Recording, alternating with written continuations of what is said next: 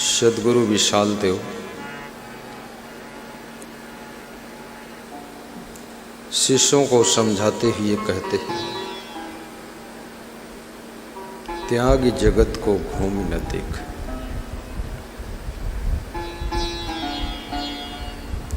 संसारी और सन्यासी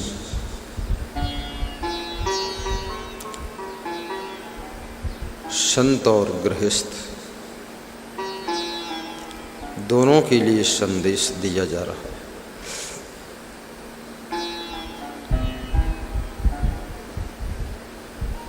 जगत क्या है? जिस कार्य को करने से पुनरपि जननम पुनरपि मरणम का चक्र चलता रहता है, उस कार्य को जगत कहते हैं। जहाँ जन्मना और मरना बारंबार होता रहता है।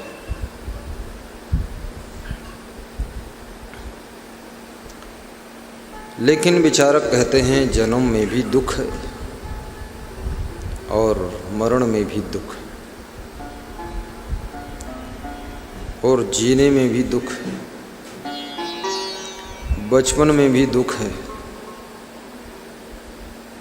जवानी में भी दुख, बुढ़ापे में दुख, रोग व्याधि होने पर भी दुख है, गरीबी में भी दुख, घर में वाद विवाद हो जाए तो भी दुख, भाई भाई के बंटवारे में भी दुख, विवाह के बाद भी दुख, बच्चे हो जाएं, बच्चों में भी दुख है, बच्चों की शादी हो जाए तो डबल दुख है। ऐसा विचारक कहते हैं। जीवन दुखों से घिरा हुआ है।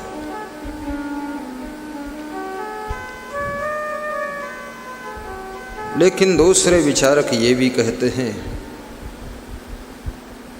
दुख और सुख दोनों मनुष्य के कर्म का फल है। कौन ऐसा कर्म करना चाहता है जिससे दुख भोगना पड़े?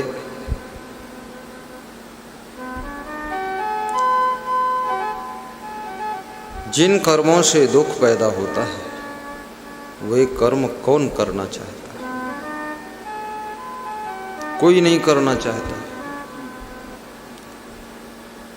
कोई नहीं करना चाहता है तो कौन करता है?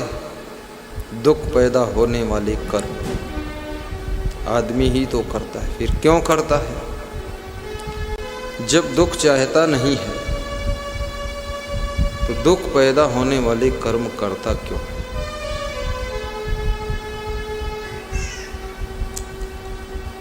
चाहत सुख दुख संग न छाड़ा। संत कबीर कहते हैं, चाहता तो सुख है, लेकिन जिन कर्मों से, जिन आदतों से, जिन स्वभावों से, जिन व्यवहारों से, जिन क्रियाकलापों से दुख का जन्म होता है, उन्हीं आदतों को दोहराता रहता है, उन्हीं कर्मों को रिपीट करता रहता है, उसी व्यवहार को बारंबार करता रहता है, वैसा ही खान पान करता रहता है।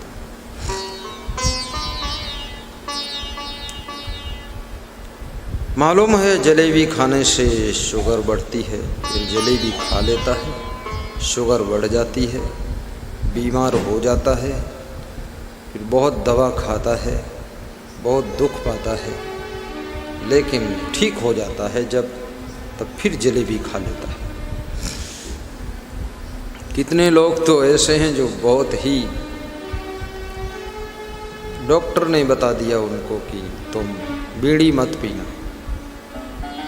2-4 दिन बीड़ी छोड़ देते हैं, फिर बीड़ी पीते हैं, फिर बीमार होते हैं, फिर अस्थमा, श्वास की बीमारी बढ़ती है, फिर तकलीफ आते हैं, फिर दुखी होते हैं, फिर डॉक्टर के पास जाते हैं, डॉक्टर फिर दवा देता है, पैसा लेता है, फिर समझाता है बीड़ी छोड़ देना, बोले अब की बार पूरा छोड़ देंगे।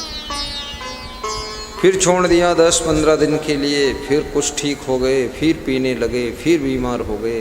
ऐसा दोहराते दोहराते रिपीट करते करते पूरी जिंदगी दुख भोगते भोगते गुजर जाती है। जब मनुष्य कभी पुलिस के चक्कर में पड़ जाता है, ये पुलिस किसी को चक्कर में डालती नहीं, पुलिस किसी की प्राइवेट दुश्मन नहीं। ये पुलिस जो है, इनकी ना काहू से दोस्ती ना काहू से बैर। ये पूरे कबीरपंथी लोग, इनकी किसी से ना दोस्ती है ना किसी से बैर है। ये आपसे प्रेम करेंगे, आपके साथ चाय पिएंगे और कोर्ट का आदेश आ जाएगा कि हरिनाम सिंह को गिरफ्तार करके लाओ, तो चाय पीने के बाद आपके हाथ में हथकड़ी लगा देंगे और कहेंगे चलिए श्रीमान जी, प्रेम तो है लेकिन आदेश कोर्ट का आ गया है। क्योंकि ये नौकर हैं, ये कर्मचारी हैं, ये सर्विस कर रहे हैं, ये स्वतंत्र नहीं, ये आदेश का पालन करेंगे, ये बंधन में है। ये पुलिस जवान ये बहुत बंधन में है, और जितना आदमी नौकर है सब बंधन में है, सब बंधन में है। जिलाधिकारी का आदेश आ गया कि निगासन में लाठी चार्ज होना है, ज़्यादा हुल्लड़ मचा रहे हैं कुछ लोग। तुरंत एसपी को निर्देशित किया, एसपी और डीएम ने दस्तखत मारा, तुरंत सूचनाएं प्रसारित हुई, फोर्स ट्रकों में भर के पहुंचा, चालू डंडा। अब उसमें जिनसे प्रेम था और जो लोग चाय पिलाए थे उनके भी 4 लाठी लगी। तो ये इनका कर्म है। अगर ये नहीं करते हैं ये, तो इनको नौकरी से निकाला जाएगा, ये सस्पेंड होंगे। कुछ राहत तो रखते हैं, थोड़ा हल्की लाठी मारेंगे, हथकड़ी में बांध कर तुमको थोड़ा प्रेम से ले जाएंगे, लेकिन ले जाएंगे, क्योंकि ये स्वतंत्र नहीं, ये भी बंधुआ व्यक्ति है। और तुम सोचते हो पुलिस वाले नालायक है, मेरे को हथकड़ी लगा दी, इतना मेरे यहाँ हलवा खाया, मालपुआ खाया, बहुत धूर्त निकला। ये धूर्त नहीं, ये आदेश का पालन कर रहे, ये नौकर है ये। लेकिन ये पुलिस का आदमी तुमको गिरफ्तार नहीं कर रहा है, न तुमको पकड़ रहा है। तुम्हारा वो जो कर्म है, जो तुमने गलती किया है, बेविचार किया है, रेप किया है, डकैती किया है, चोरी किया है, मारपीट किया है, एक दूसरे खोपड़ी फोड़ा है, चक्कू मारा है, गाड़ी चोरी किया है, उस कर्म के कारण ये तुमको बांध रहे हैं, पकड़ रहे हैं, ले जा रहे हैं। नहीं तो इनको क्या जरूरत, तुमसे क्या दुश्मनी, इनको तो अपराधी को पकड़ना है। अपराध करोगे तो ये पकड़ेंगे, अपराध नहीं करोगे ये तुमसे बात नहीं करेंगे। और बहुत अच्छे इंसान यदि आप हैं तो आपसे ये बहुत प्रेम भी करेंगे, प्रेम भी करेंगे। लेकिन याद रखना, तुम्हारा कर्म ये सब कार्यक्रम की रचना कर रहा है। कितने लोग कहते हैं कि अरे उन्होंने मेरा अपमान किया और ये किया वो किया, और मैं अब तो उनसे मुंह नहीं बोलूँगा और उनसे मिलूँगा नहीं। उन्होंने अपमान नहीं किया, तुम्हारे कर्मों की गलती, तुम्हारी भूल चूक और तुम्हारे चरित्रहीनता के कार्य वो तुम्हारा अपमान कराते। देखो आदमी नाराज किससे होता है?